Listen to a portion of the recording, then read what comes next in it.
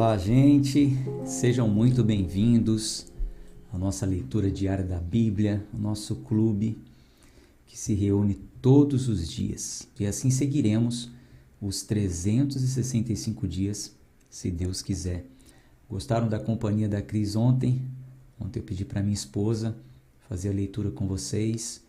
É claro que juntos nós ali fizemos algumas anotações, mas eu acredito que ela poderia falar com mais propriedade, não apenas com as mulheres, mas também para os homens. Foi a conclusão da leitura de Provérbios.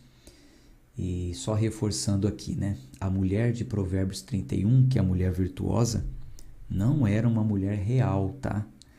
Eu achava que a mulher de Provérbios 31 era uma das esposas que Salomão teve. Totalmente equivocado. Primeiro porque o provérbio, ou o capítulo 31 de Provérbios, nem é de Salomão, né? Não é de Salomão. Como vocês viram lá, é do rei Lemuel, né?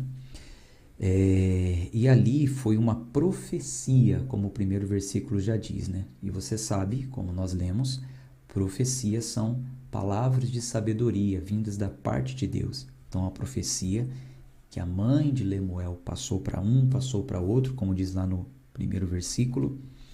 E assim Lemuel escreveu ali em forma de provérbios, organizou em forma de provérbios. Assim, não é real, mas é ideal. É ideal que as mulheres procurem ser como a mulher de Provérbios 31, e é ideal que nós, homens, procuremos mulheres que se encaixem nesse perfil, ou o mais próximo possível, né? Bom, e como nós entendemos na leitura de Provérbios, a sabedoria realmente ela funciona ou traz benefício quando nós incorporamos os ensinos em nossas atitudes. Então, se você, mulher, pegar os ensinos de Provérbio 31 e incorporar nas suas atitudes, isso vai fazer parte do seu entendimento, que em outras palavras, como nós lemos e entendemos, coração, pré-consciente. Já pensou?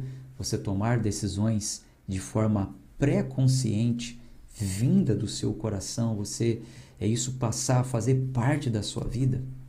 É um benefício glorioso, mas isso precisa ser buscado, como foi falado lá no livro de Provérbios. Gente, que leitura maravilhosa, né? Provérbios foi excelente.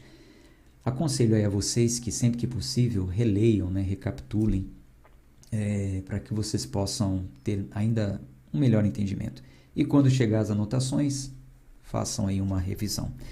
Tá bom? Bom, hoje nós vamos iniciar uma nova leitura. Hoje nós vamos entrar em Eclesiastes. Também é um livro de sabedoria, porém é uma sabedoria superior, é uma sabedoria madura. Nós vemos ali em Provérbios uma sabedoria mediana, uma sabedoria, como que eu posso dizer assim, básica, né? Todos têm que passar por ali. Agora, Eclesiastes é para quem realmente alcançou maturidade. E maturidade não diz respeito apenas à idade, né? Não, mas maturidade diz respeito a decisões, lições, aprendizado profundo. E é sobre isso que nós vamos falar hoje, mas antes vamos fazer uma oração. Senhor, muito obrigado por mais um dia que o Senhor nos permite estarmos aqui reunidos nessa sala de leitura. Sala essa que é um presente para todos nós, principalmente para mim, porque todos os dias quando eu estou aqui lendo com essas pessoas a Tua Palavra, eu também estou aprendendo. E muito mais vezes porque eu não chego aqui nessa sala para ler apenas. Antes da leitura ao vivo, eu já passei também por uma leitura anterior, já fiz minhas anotações, e é impressionante que, mesmo tendo feito notas em dias ou em um dia anterior, no momento ao vivo sempre também surge coisas novas, novas inspirações, novas revelações. Obrigado, Senhor. Quanto mais nos envolvemos com a Tua Palavra, mais aprendemos e mais queremos estar envolvidos. Então, fale ao nosso coração, Senhor. Estamos aqui abertos para ouvir a Tua voz. Estamos aqui única e exclusivamente para ler e entender os textos sagrados. Peço ao Senhor, Pai, nos dê discernimento. Oramos em nome de Jesus. Amém. Graças a Deus. Então, vamos seguir com a nossa leitura. Depois eu vejo os comentários de vocês, tá? Bom, Eclesiastes. Gente, a Bíblia, ela nunca hesita em confrontar verdades dolorosas. Pode ser doído, mas ela fala a verdade. E principalmente quando são questões difíceis. E Eclesiastes é um livro que trata sobre questões difíceis. Por exemplo, o livro nos mostra como nós podemos encontrar significado na vida diante de uma realidade onde tudo parece ser inútil, né? Talvez você já se pegou assim como o pregador de Eclesiastes, né, que é Salomão. Talvez você já se pegou olhando para as coisas da vida e falando, poxa, é inútil. Nossa, trabalhei tanto para nada, lutei tanto para nada. Às vezes nós observamos as coisas da vida e chegamos a essa conclusão. Aparentemente tudo é inútil, mas aparentemente, tá? E o livro ele vai tratar sobre essa questão. Ele não nos dá respostas rasas e nem palavras de conforto. Não espere palavras de conforto. Como Salmos tem algumas palavras de conforto. Não deixa nada subentendido, subjetivo, não. Pelo contrário, o seu lema é: tudo é vaidade. Não tem massagem, não tem palavra de conforto, é a verdade, é o preto no branco. E respondendo com profundidade, nós vamos ver isso nessa leitura. É isso que você pode esperar do livro de Eclesiastes. Só me dirigindo aqui a quem está pela primeira vez, sempre tem pessoas novas chegando. Sempre que iniciamos a leitura de um novo livro, eu trago uma visão panorâmica. Eu já entrego para vocês o que nós podemos esperar desse livro, com qual expectativa você deve ir para a leitura desse livro, tá bom? Por isso que eu estou aqui primeiro conversando sobre ele, depois nós vamos entrar na leitura. É importante também que você saiba que o plano não começa aqui. O dia 1 já foi há muito tempo, no nosso caso 1º de janeiro, hoje já é o dia de número 249, deixa eu conferir aqui, isso, 249, mas você pode seguir, tá? Daqui para frente, depois você resgata os anteriores, ou quando completarmos, você continua voltando para o primeiro dia. Bom, o livro nos força a encarar a inutilidade da existência humana. Nós vamos encarar, nós vamos olhar e vamos ver como, às vezes, a existência humana parece ser realmente muito inútil. Parece que não vai dar em nada. Porém, ele nos guia a uma vida livre de propósitos vazios. Apesar de olharmos, às vezes, e achar que é tudo inútil, que é tudo vaidade, não podemos viver aqui nesse mundo sem um propósito. E muito menos com justificativas enganosas, né? Ficar justificando certas coisas que parecem estar dando sentido à vida, mas não estão. Então, se prepare que vai falar sobre isso. Sobre o autor. Quem é o autor do livro de Eclesiastes? Isso fica muito claro já no primeiro capítulo, tá? No primeiro capítulo, no versículo 1, no versículo 12, e também no capítulo 12, versículo 9, fala sobre o autor do livro como sendo Salomão. Na verdade, não fala assim claramente, né, Salomão, mas nós conseguimos entender pelo contexto. Por exemplo, deixa eu colocar aqui a Bíblia na tela.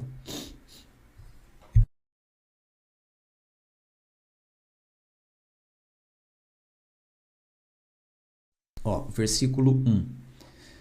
Palavras do pregador, filho de Davi, rei em Jerusalém. Então já está muito claro aqui. Por que está muito claro? Filho de Davi, rei em Jerusalém. Mas Davi ele teve muitos filhos, porém Salomão foi o único que reinou todo o Israel de Jerusalém, como nós já vemos isso, né? Então, filho de Davi, rei em Jerusalém. Aí nós vamos lá no versículo 12, tem mais uma comprovação aqui, ó. Eu, o pregador, fui rei sobre Israel em Jerusalém. Nunca faltou filho, nunca faltou rei vindo da parte de Davi em Jerusalém, como nós lemos. Porém, em todo Israel, Salomão foi o único. Vocês se lembram disso? Depois de Salomão, por causa da corrupção de Salomão, os filhos de Salomão também passaram a reinar. Porém, o reino foi dividido, né? Tendo Jerusalém como uma sede e Israel outra, com tantas outras tribos, como a gente já viu isso lá no livro dos Reis. Então fica muito claro aqui que, se no versículo 1 diz que as palavras do pregador, ele era filho de Davi e rei em Jerusalém, no versículo 12 ele diz que ele foi rei sobre Israel em Jerusalém, então rei de todo Israel em Jerusalém, fica claro que esse rei, filho de Davi, era Salomão. Lá no capítulo 12, versículo 9, nós temos também aqui uma informação. Além disso, porque o pregador era sábio, ele ainda ensinava ao povo a sabedoria. Ele deu verdadeira atenção e buscou conhecer e colocou em ordem muitos provérbios. Muitos provérbios esses que nós acabamos de ler, né? O livro de Provérbios, 29 capítulos, são vindos de Salomão. Só o 30 e o 31 que são de outros dois, né? Como nós conferimos. Então fica muito claro aqui, para mim, não resta dúvidas. Para mim, não resta dúvida. Lendo o texto, parado no texto, dando atenção ao que está escrito, não me resta dúvidas que o autor desse livro é ou foi Salomão, tá? Então, sobre o autor, isso aí já está claro. Qual o contexto histórico desse livro? Bom, Eclesiastes é um livro de literatura de sabedoria. Então, significa que ele está na parte da Bíblia onde se preocupa especialmente em ajudar os leitores a lidar com questões da vida. Nós vemos ali Salmos, Provérbios, Eclesiastes e Cânticos. Então, está em uma seção da Bíblia que revela sabedoria aos seus leitores. Dá só uma licencinha, gente. Desculpa, viu?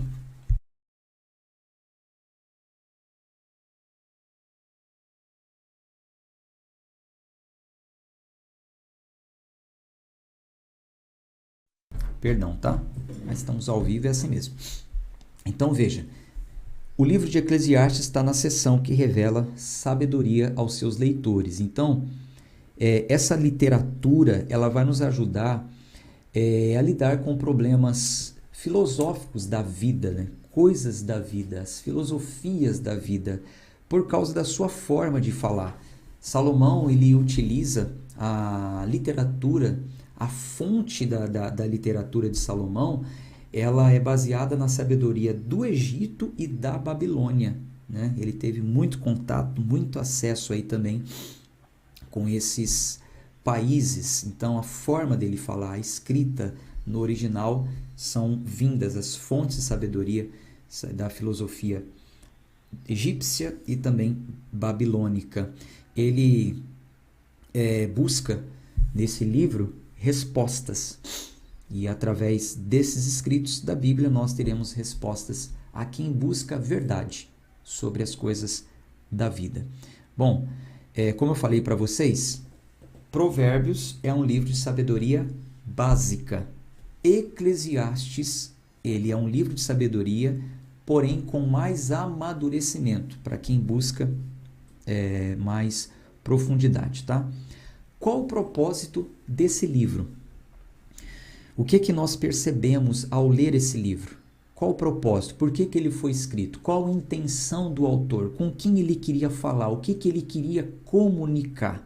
Bom, nós vemos que o livro de Eclesiastes, ele nos mostra o seguinte, que as obras, ou as nossas obras, aqui nessa vida passageira, ela é inútil, ou seja, destinada a perecer.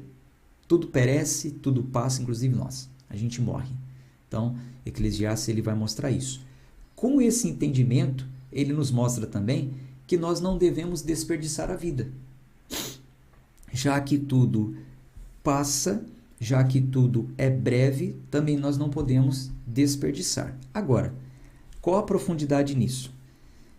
Já que tudo passa e no final das contas é tudo inútil, fica tudo por aí, ele vai nos mostrar aqui o seguinte: para que perdermos tempo tentando justificar a existência humana, indo atrás de coisas que no final não vai dar em nada? Então ele resolve essa questão. A gente vê muitas pessoas indo atrás de coisas, sabe, de descobertas, da onde o homem veio, se veio do macaco, se veio do Big Bang, se veio não sei do que, se era um Homo sapiens. Vai dar em que ficar perdendo tempo com essas coisas? É muito interessante esse entendimento que ele nos mostra. O livro também nos adverte quanto à busca de vários propósitos diferentes na vida, né? São vários propósitos e existe uma busca por um propósito, e ele vai falar sobre isso.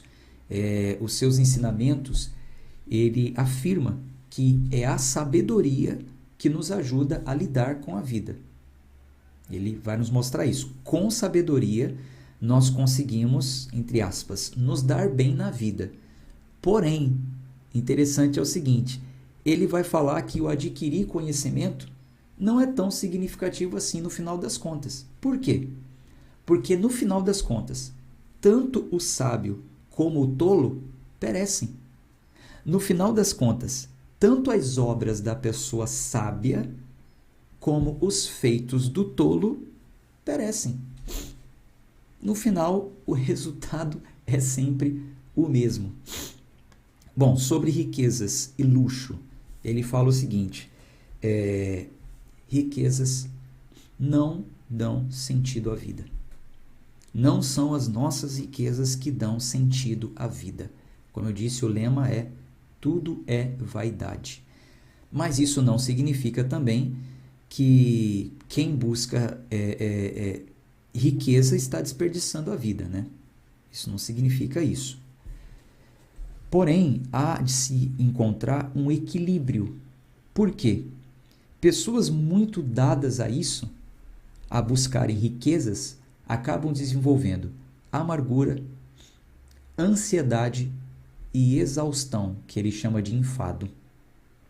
Tá? Então, é isso. Tudo bem. Riquezas, elas fazem parte da vida? Faz parte, né? Precisamos. Inclusive, ele vai falar que o dinheiro atende a tudo, né? Quem tem dinheiro consegue ter acesso a muita coisa. Porém, não é o que dá sentido à nossa vida.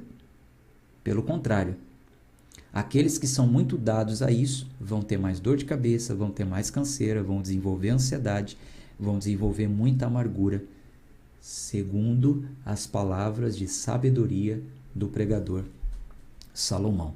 Por isso que eu disse, é um livro para quem tem maturidade, né? Tem muita gente que ainda está na quarta série, né, como dizem, e ainda está achando que não, o negócio é ganhar dinheiro, o negócio é isso, o negócio é crescer na vida. Mas nós temos também pessoas mais maduras aqui nos acompanhando, não apenas na maturidade da vida, mas na idade, que hoje olham para trás. Talvez você aí está com 50, 60, 70, quem sabe, e olha para trás e fala: realmente, eu perdi muito tempo da vida em busca de dinheiro. Perdi muito tempo. Não que não deveria trabalhar, mas às vezes foram coisas excessivas, né? Coisas excessivas. Então a gente chega a uma conclusão aqui, o seguinte, que a riqueza por si só, ela é um substituto enganoso do verdadeiro contentamento. Nós vemos lá no Novo Testamento, um dos apóstolos, se não me engano, Paulo, dizer que nós precisamos ter uma vida com Deus com contentamento. É piedade mais contentamento. Porém, a riqueza, ela substitui esse contentamento. As pessoas que vivem em busca disso, na realidade, elas estão maquiando uma vida de contentamento. Repito, equilíbrio, tá? Não é também que você vai assinar uma declaração de pobreza, não é isso, tá? Bom, sobre política, ele também fala sobre isso. O poder político é inerente a corrupções, infelizmente, né? E os piores males, pelo que a gente vê, tanto no livro quanto na nossa vivência, né, nós vemos isso, são cometidos por pessoas incompetentes e pessoas cruéis, que detêm o poder, sabe? E, ao mesmo tempo, política é necessário, governo é necessário. Então, Eclesiastes ele nos dá conselhos de como sobreviver em um mundo onde existe tanta competição política e como termos uma vida estável e pacífica diante dessa briga por governos. Sobre religião, ele também fala, muito interessante aqui, que ele fala o seguinte: o zelo pela religião é importante. Ele vai observar isso, né? Ele vai avaliar essa questão de religião.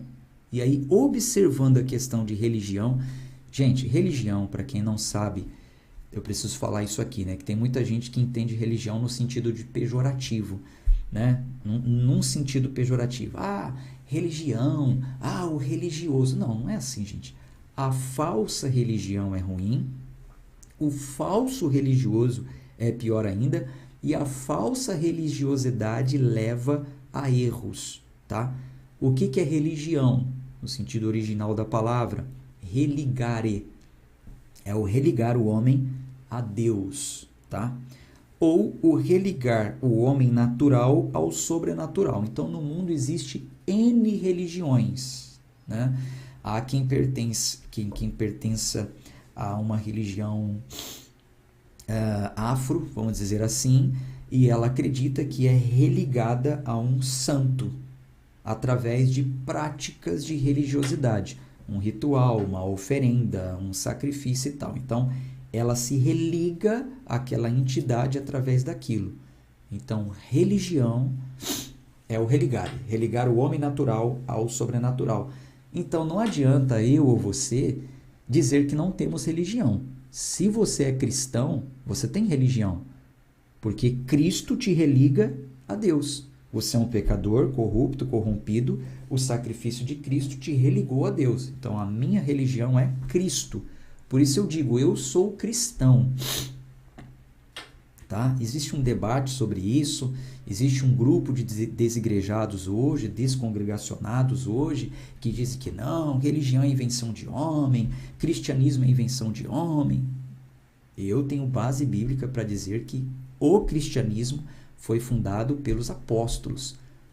No texto que nós lemos no Novo Testamento, fala inclusive lá em Atos, se não me falha a memória, 19, que ali eles foram chamados de cristãos pela primeira vez. Nós já lemos isso.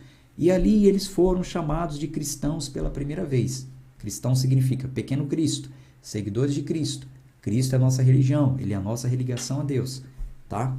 Então não adianta eu querer falar, eu não tenho religião. Não. Eu tenho religião, porém a verdadeira, não a falsa. Existem muitas religiões. Eu sou um religioso. Por que eu sou um religioso? Porque eu pratico coisas inerentes à religião. A minha religião, que é cristã, me ensina a fazer tais coisas. Então, se eu faço isso, eu sou um religioso. E a religiosidade são essas práticas. Por exemplo, participar da ceia é uma prática de religiosidade. E faz parte de quem é cristão. Foi Cristo que deixou como um sacramento participar da ceia. E tantas outras coisas. Tá? Só abrindo um parênteses aqui. Então, Salomão, observando a religião, ele traz dois alertas para nós. Não tentar impressionar a Deus e não nos fatigarmos com excessos irracionais. Grave isso, eu vou mandar anotado no PDF. Não tentar impressionar a Deus, Deus não vai se impressionar com nada do que façamos para Ele, e não nos fatigarmos com excessos irracionais. Muito importante esses dois alertas que Salomão nos traz, tá? Agora, de forma positiva quanto à religião, Eclesiastes recomenda que façamos duas coisas também. Em vistas à nossa vida breve, a brevidade da vida, primeiro, ele nos ensina a aproveitar a vida, A gente tem que aproveitar a vida, só que não aproveitar com uma filosofia hedonista, sabe? Onde não aceito dores, eu só quero felicidade, eu só quero ter prazer. Não negligenciar os deveres, tá? Porque ele diz, há tempo para tudo debaixo do sol. Então, aproveite a vida, mas tudo ao seu tempo. E vai ter tempo de chorar, vai ter tempo de sofrer, não é só vitória. Mas você precisa aproveitar a vida, porque uma vida sem prazeres não é vida, não é uma vida de verdade. É o que nós observamos ele ensinar aqui. E o segundo ponto é o temer a Deus. Trata-se de uma humildade sincera perante Deus, que vem da consciência da nossa fraqueza, de que somos miseráveis pecadores. Então, isso inclui saber que nós dependemos de Deus. Ele é o nosso juiz, tá? Bom, como Eclesiastes contribui para a Bíblia num todo? Eu sempre tenho falado isso na visão panorâmica dos livros quando nós iniciamos. Como que esse livro pode contribuir hermeneuticamente falando com outros livros? Nós percebemos aqui que Eclesiastes ele contribui de forma antecipada ao ensino do Novo Testamento sobre a graça de Deus. Somente a graça nos salva, e não o zelo excessivo por obras. Quando Eclesiastes ele coloca as nossas obras lá embaixo, coloca as nossas obras como inúteis, por mais que façamos, no final das contas é só Deus que determina como será, isso já nos anuncia a graça. É por graça e não por obras. Então contribui profundamente sobre a graça de Deus, tá? Agora é o seguinte, tem duas questões aqui, três questões que a gente vai ter que observar com muita cautela no livro de Eclesiastes. E atenção, eu vou te dar uma introdução e nós vamos falar mais sobre isso no decorrer da leitura. Mas é perigoso, muito perigoso, nós pegarmos versículos isolados de Eclesiastes. Por exemplo, lá em Eclesiastes 7,16, fala sobre não ser demasiadamente justo. Se você pegar esse versículo isolado, isso, entre aspas, vai te dar base para não fazer o que é justo. Quando fala não sejam demasiadamente justos, não ser demasiadamente justo. Mas isso está dentro de um contexto que nós vamos entender. Precisamos ser justos e santos como Deus é, como Cristo é. Então, muito cuidado, porque às vezes as pessoas incorrem em erros e falam, não, vou fazer isso que eu também não preciso ser demasiadamente justo. Um errinho aqui, uma sonegação ali, um deixar de fazer ali, não tem problema nenhum. Então, a gente precisa tomar muito cuidado com versículos isolados. Vamos entender os contextos do que está escrito. Por exemplo, tem uma parte que aparentemente nega que existe vida após a morte. E Cristo, quando esteve aqui, ele comprovou que existe vida após a morte. Aliás, ele é a ressurreição, né? Só que quando a gente vai aqui, por exemplo, em Eclesiastes capítulo 3, deixa eu colocar aqui a Bíblia. Eclesiastes capítulo 3, versículo 18. Do 18 ao 22. Olha só. Eu disse em meu coração a respeito da condição dos filhos dos homens, que Deus os manifestaria para que assim pudessem ver que são em si mesmos animais. Porque o que recai sobre os filhos dos homens também recai sobre os animais, e lhes sucede a mesma coisa. Assim como morre um, também morre o outro, porque todos têm o mesmo fôlego, de modo que o homem não tem preeminência sobre o animal, porquanto tudo é vaidade. Todos vão para um lugar, todos são pó e todos voltam ao pó. Quem conhece o espírito do homem que vai para cima e o espírito do animal que vai para baixo da terra? Assim percebo que não há coisa melhor para o homem do que alegrar-se nas suas próprias obras, porque essa é a sua porção, Porque quem o fará voltar para ver o que será depois dele? Então, aparentemente ele está dizendo que o ser humano é como animal, morreu, já era. Quem conhece o espírito que vai para cima do homem e do animal que vai para baixo? Quem pode afirmar? Quem pode dizer? Quem já voltou para falar? Então é o seguinte, aproveite, alegre-se, versículo 22, né? Não tem coisa melhor do que você se alegrar nas suas próprias obras. Essa é a sua porção é só essa. Mas não, nós sabemos que a nossa porção é o Senhor, que nós temos o melhor, o porvir, a vida eterna.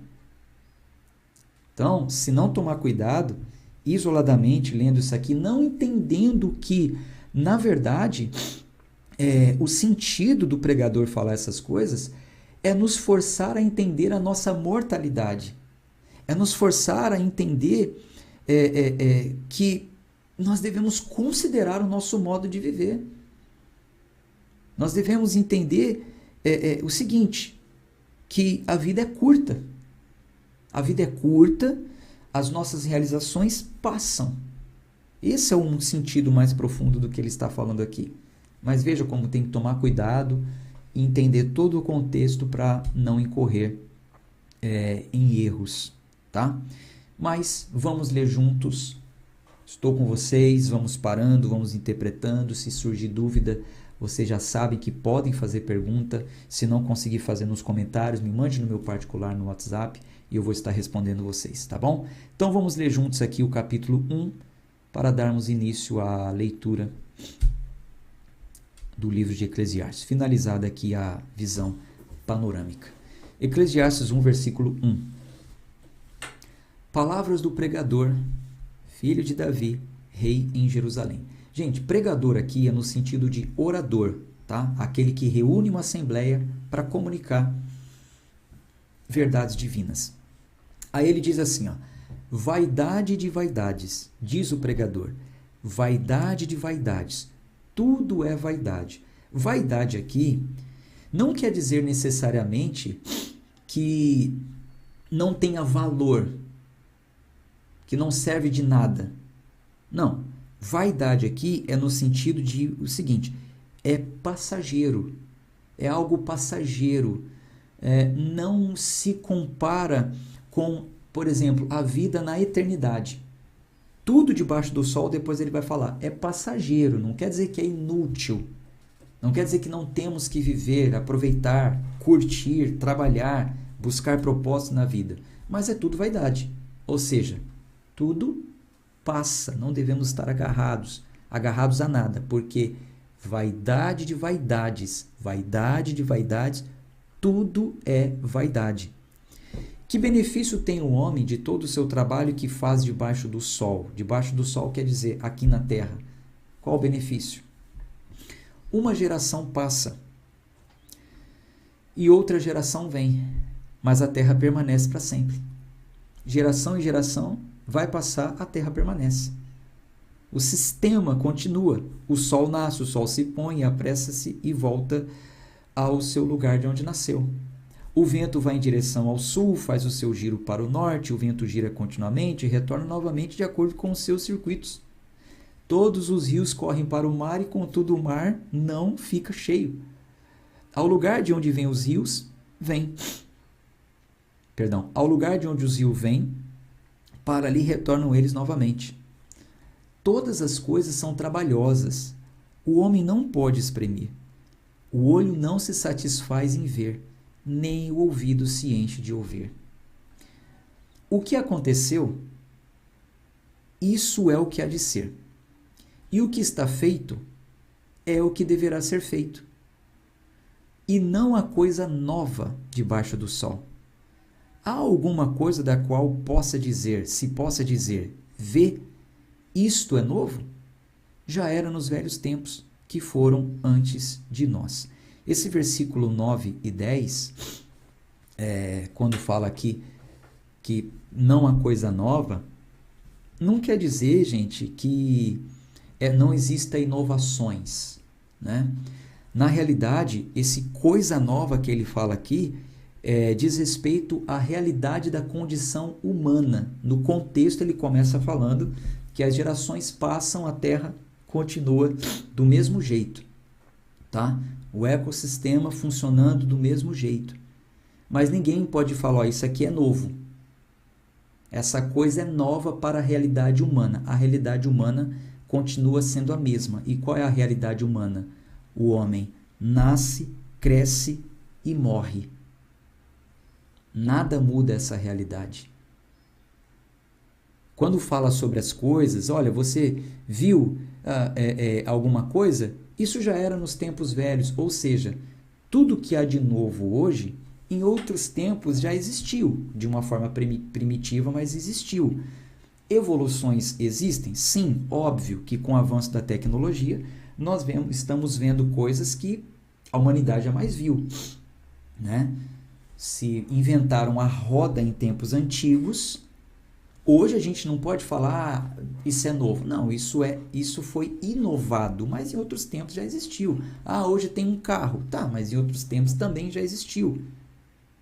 Então, inovações existem, sim, coisas que foram aprimoradas, que estão em progressão e vão avançar muito mais por causa da tecnologia. Porém, nada disso muda a realidade humana, da condição humana. O homem está condenado à morte e ponto, por causa do pecado. Agora, para nós que vivemos na dispensação que nós estamos e não no tempo de Salomão, nós podemos falar que existe algo novo. Salomão ainda não podia falar, nós podemos falar. Por quê? Nós estamos na nova aliança. Estamos vivendo o novo de Deus, pré-anunciado por Jeremias, por Isaías, dita pelo próprio Cristo. Hoje nós estamos vivendo a nova aliança através do sangue de Cristo. E isso mudou a minha realidade. Mudou a sua realidade se você é cristão, se você confessou Cristo como seu Salvador. Mudou a minha realidade. Por quê? Eu não vou morrer. Eu vou viver eternamente. Aleluia. O corpo vai ficar por aqui, mas eu vou viver eternamente. Então isso é novo. Isso é novo. Ninguém naquela época poderia afirmar, falar, não tinha garantias quanto a isso. Velho concerto, velha aliança. Nós estamos vivendo o novo de Deus. Você crê nisso? Vamos fazer uma declaração pública? Faz tempo que a gente não faz? Escreva aí nos comentários. Eu vivo o novo de Deus. Se você vive em Cristo, quem está em Cristo é nova criatura. Olha aí, ó. Hoje a gente pode falar sobre o novo, hoje a gente pode falar sobre o novo nascimento, o novo testamento, a nova aliança, a nova criatura. Declare aí, ó, eu vivo o novo de Deus. Eu vou colocar aqui também. Que isso fique registrado. Nós podemos falar sobre o novo de Deus. Eu vivo o novo de Deus.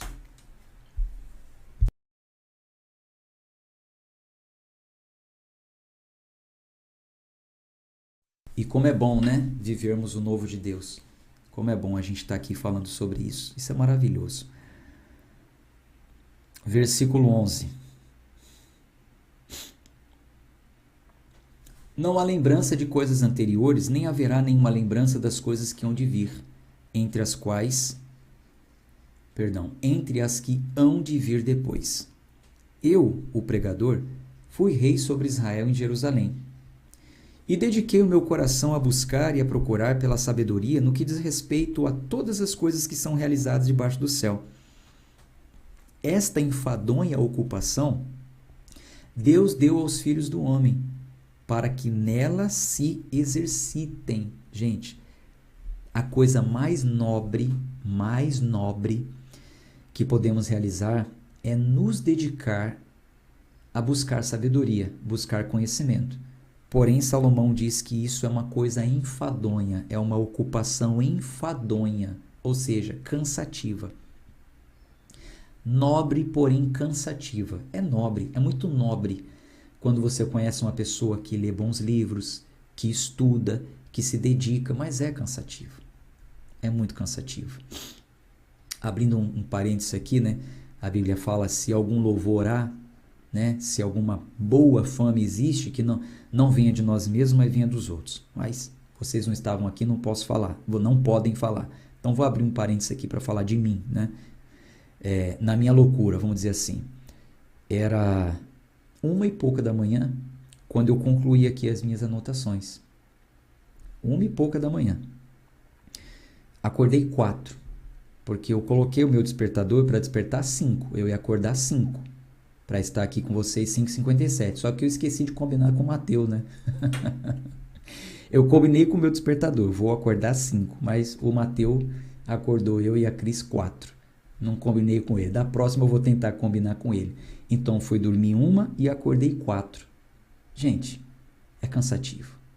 É enfadonho. A busca pelo conhecimento, a busca pela sabedoria é enfadonha, mas é nobre. É nobre você que levantou cedo e está comigo ao vivo, acompanhando essa leitura, porque você sabe que em outro horário não ia poder. É nobre para você que está acompanhando agora 10 da manhã, 1 da tarde, não sei, o horário que você está aí. Você está buscando conhecimento, isso é nobre, mas é cansativo. Talvez você está me assistindo agora às 11 da noite. Você teve um dia cansativo, você foi trabalhar hoje, mas você não se permitiu dormir antes de vir buscar esse conhecimento. É nobre, mas é cansativo. Realmente é cansativo. Então Salomão diz, eu dediquei o meu coração a buscar e a procurar pela sabedoria no que diz respeito a todas as coisas que são realizadas debaixo do céu. Esta enfadonha ocupação Deus deu aos filhos do homem, para que nela se exercitem. Tenho visto todas as obras que se fazem debaixo do sol, e eis que tudo é vaidade e aflição de espírito. Tudo passa e traz aflições. Diz mais, ele fala mais aqui ainda. Versículo 15. Aquilo que é torto não se pode endireitar, e aquilo que falta não se pode enumerar. Então aqui nós temos um provérbio para um problema que não pode ser resolvido. Aquilo que é torto não se pode endireitar. Trazendo para um provérbio mais atualizado, talvez você já tenha ouvido falar o seguinte, o que não tem jeito, resolvido está. Eu sempre falo isso para a Cris. Às vezes a gente está tentando resolver uma situação, não tem jeito. Eu falo, Cris, o que não tem jeito está resolvido. Não vão perder tempo com isso. Né? Tem um outro aí mais popular. Pau que nasce torto, morre torto. Aquilo que é torto não se pode endireitar. E aquilo que falta não se pode enumerar. Esse provérbio aqui diz respeito a um trabalho sem informações suficientes, sabe? Não tem como enumerar, não tem informações suficientes, então não se conclui aquele trabalho. Né? Tem muitas coisas na Bíblia, inclusive, que a gente não consegue concluir por falta de informações suficientes. Sabia? E aí pertence a Deus, né? Algumas coisas pertencem realmente somente ao Criador. Olha, a Ieda colocou o que não tem remédio, remediado está. Um provérbio aí mais atualizado também. Versículo 16. Falei eu com o meu próprio coração, dizendo, eis que adquiri grande riqueza, e superei em sabedoria todos os que vieram antes de mim em Jerusalém. Sim, o meu coração teve uma grande experiência de sabedoria e conhecimento, e apliquei o meu coração a conhecer a sabedoria e a conhecer a loucura e as tolices, e percebi que isso também é aflição de espírito. Ficar querendo, sabe, entender sabedoria e tolice, isso também traz aflição para o espírito. Porque na muita sabedoria, há muita angústia. E aquele que aumenta o conhecimento, aumenta a tristeza. Traduzindo, quanto mais aprendemos, mais nos angustiamos. Talvez você enfrenta isso. Quanto mais eu aprendo coisas, mais eu fico angustiado. Mas eu fico, meu Deus, como eu não vi isso antes? Como tal pessoa não consegue ver, sabe? Isso causa certa angústia. É verdade o que ele disse. É verdade. E aquele que aumenta o conhecimento, aumenta a tristeza. Tristezas são acumuladas quando a gente tem mais conhecimentos e às vezes nos entristecemos quando percebemos o quão tolo fomos, o quão ignorante fomos, quanto a tantas coisas na vida e quantas pessoas estão sofrendo por causa disso. Isso traz sim tristeza. Mas faz parte da nossa busca, né? Gente, vou ficando por aqui. Amanhã a gente continua nesse livro maravilhoso. Um abraço de fé e força. Até amanhã. Tchau, tchau.